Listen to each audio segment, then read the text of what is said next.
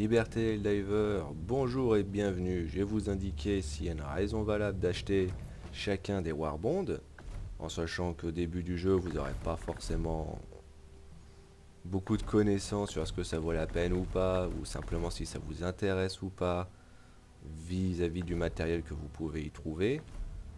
La plupart du temps, c'est bien intéressant. De toute façon, c'est quelque chose qui se débloque tout doucement avec le temps, étant donné qu'on récupère facilement les crédits avec les missions, hein. On récupère facilement ce qu'on peut trouver, On récupère facilement du matériel concrètement sur la carte, donc ça c'est pas tellement une difficulté.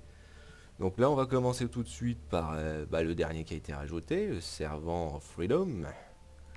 Une armure qui offre un certain bonus particulier quoi. Son propriétaire explose après un délai une fois qu'il est mort. L'explosion est intéressante, pas beaucoup, étant donné que le premier problème c'est la zone d'explosion, elle est extrêmement limitée, elle est uniquement sur ton petit cadavre. C'est pas excessif, non, c'est pas vraiment super intéressant. Par contre le style vestimentaire est quand même bien sympathique, faut quand même bien le dire, surtout concrètement que ce sont des armures moyennes, donc elles offrent de base une bonne protection avec une bonne vitesse de déplacement habituel. Non, le truc super intéressant par contre, ce sont les armes. La faucille à double tranchant. Il existe de base une faucille du jeu de base, que tu débloques, je ne sais plus où d'ailleurs. Non, ça, je sais plus où est-ce qu'elle débloque. Je sais plus, bref. On avait déjà une autre version concrètement de cette arme-là. On peut simplement directement la montrer bêtement, tout simplement. Hop, celle-là. Cette version est simple. Un fusil laser qui tire en continu, pas besoin de recharger, pas besoin de s'inquiéter concrètement des munitions, ce qui est très pratique, mais les dégâts sont relativement limités. La cadence est excellente, mais les dégâts sont pas vraiment incroyables, la pénétration est pas folle non plus. Le seul intérêt concrètement de cette arme, c'est d'arriver à gérer des petites cibles, la plupart du temps, ou si vous arrivez à bien viser les parties sensibles de certains types d'ennemis, mais sinon voilà. Alors que la faucille à double tranchant offre, comme c'est indiqué, un niveau de pénétration qui dépend finalement de niveau de surchauffe. C'est-à-dire plus vous tirez, plus la pénétration va augmenter. Mais en même temps, vous vous brûlez. Donc pour moi l'intérêt, en plus vous pouvez tirer bien plus longtemps que la version normale. Ce qui est vraiment pas mal, mais en même temps extrêmement dangereuse. Pour moi le seul intérêt c'est d'utiliser une armure qui protège du feu.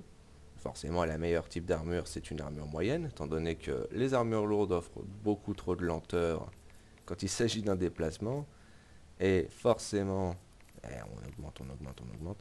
L'armure légère est bien pratique pour le déplacement, mais vous offre aucune protection. Donc si c'est pour se faire défoncer d'une seule traite, c'est pas le truc le plus intéressant. Mais pour une arme concrètement de cet acabit, j'avoue, ça vaut quand même la peine. Bon, du coup au niveau Warbond, de toute manière, à part concrètement le Sickle, la seule autre chose qui en vaut vraiment la peine, c'est l'ultimatum, un bon gros lance-grenade qui prend la place. Bon, forcément il y a aussi le sac à bombe qui vous balance une giga explosion après 10 secondes de délai, voilà, comme c'est bien indiqué, c'est bien joli, c'est bien bon. Le Fat Freedom, moi comme je l'appelle. Et celui-là, c'est le Little Freedom. Ça prend concrètement l'emplacement, hop, de l'arme secondaire. Et vous n'avez que 2 munitions. Vous avez déjà une munition chargée et une munition en plus. Est-ce que cette arme est intéressante? Diablement, vous pouvez défoncer tout ce qui est blindé et résistant. Bien sûr, il faut un tir direct pour que ça marche réellement. Quel type d'ennemi est actuellement... Contre quel type d'ennemi c'est actuellement efficace à l'employer? Dans l'ensemble tous. C'est vrai que justement, les automatons sont pour moi les meilleurs, étant donné que de toute façon les terminites sont généralement plutôt fragiles, parce qu'ils n'ont pas d'armure à proprement parler. Et les Illuminati ont généralement pas vraiment beaucoup de défense, c'est juste de l'armure moyenne qu'ils ont, globalement, donc arriver à gérer ça, bon nombre de matériel à côté suffisent largement pour ça. Mais bon, on va plutôt concrètement aller se battre contre les automatons parce que c'est là où l'arme est actuellement la plus efficace. Toujours défendre les Illuminates, ok je vois. Oh, on va aller chez les automates, on va commencer sur cette planète-là, tant qu'à faire. Et on va faire un petit dive avec des alliés, leur filer un coup de main et en même temps montrer l'efficacité de l'arme. Alors c'est sûr que comment ça s'appelle? C'est sûr que justement l'armure peut être intéressante globalement, étant donné que le bonus de l'explosion est pas non plus inutile. Mais c'est pas forcément très pratique vu le nombre de bonus à côté qu'on peut avoir. Toujours regarder vite fait c'est quoi justement les missions à faire. Moi je prends toujours le matos habituel. Hop, la bombe de 500, le laser parce que c'est extrêmement pratique. Et le wasp, ça aussi extrêmement pratique. Dernière, toujours prendre un petit autocanon, c'est toujours efficace. Et on rejoint la mission. On va filer un petit coup de main aux autres. Parce que tant qu'à faire, autant faire ça.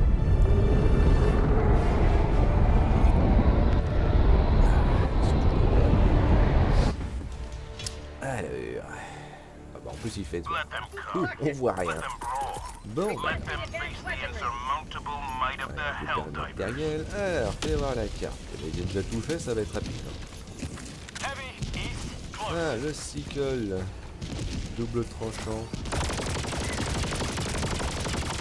Ça bourre. Ah, forcément, ça aussi ça empêche. On voit quelque chose. Ah, bon. Ouais, c'est pas grave. Pas obligé de constamment aller les chercher. Oh bah tiens. Ça allait très vite. Bon bah c'est bien, tu rejoins un groupe, mais c'est déjà tout fait. Bon bah, pratique hein. Ça se bat. Ah, pratique hein, pour montrer le plaisir. Bah. Hop.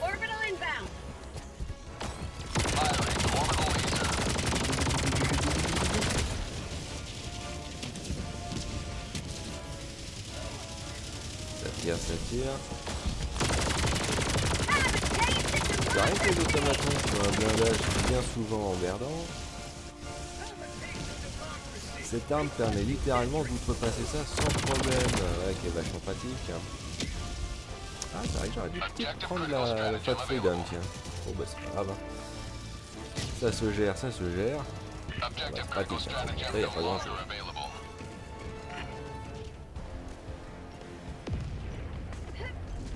Donc question pour montrer, ça n'a pas été forcément la meilleure type de mission pour ça, on pourrait dire. Mais bon, après, c'est pas bien grave. Ah bah tiens. C'est dans tous les sens. Ouais, je vois ça. Par contre, la précision est des fois pas forcément le mieux. Hop, il a activé le machin. Boum. Boum. Boum. Bah, tu vas pas appeler des renforts, même si ça serait pratique. L'armure de Draconie empêche littéralement de prendre des dégâts. C'est totalement pratique. Pas complètement non plus. Les points de vie sont bons quand même. Hein.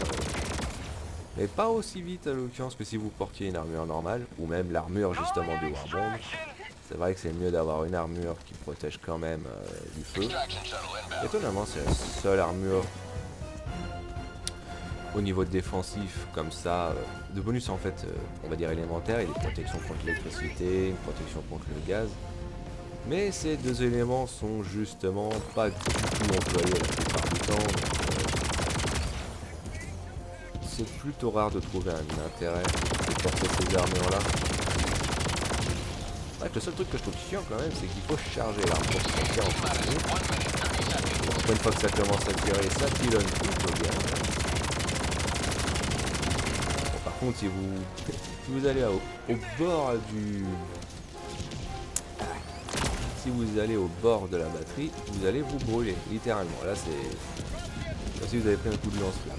Par contre, l'arme est quand même extrêmement facile. Ça permet de gérer une très grande partie des ennemis sans souci. Ah, le wasp, donc pourquoi il est pratique. Attends. Vous allez prendre un par un comme ça sans problème. Hein. Hop. Une munition. En fait, là qui est pratique, le wasp peut gérer les cibles moyennes comme ça. Hop. Alors que justement... le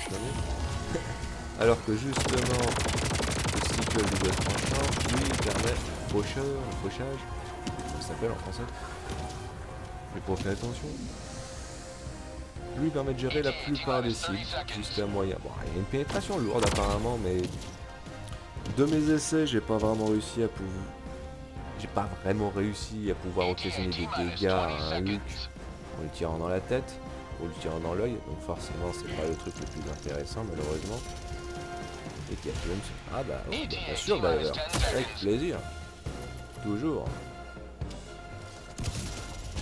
Jamais laisser un diver se présenter comme ça et puis le laisser pour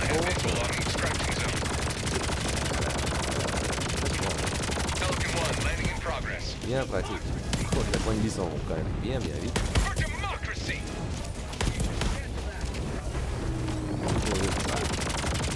Rotation lourde, je vois pas où elle est, personnellement. Pas l'air d'occasionner grand chose. Petit coup de bombe, pas de raison. Il a tout ouais, ça aussi. Une bombe de possibilités de mon côté que je dis. Bref, ça s'est fait rapidement, sans difficulté.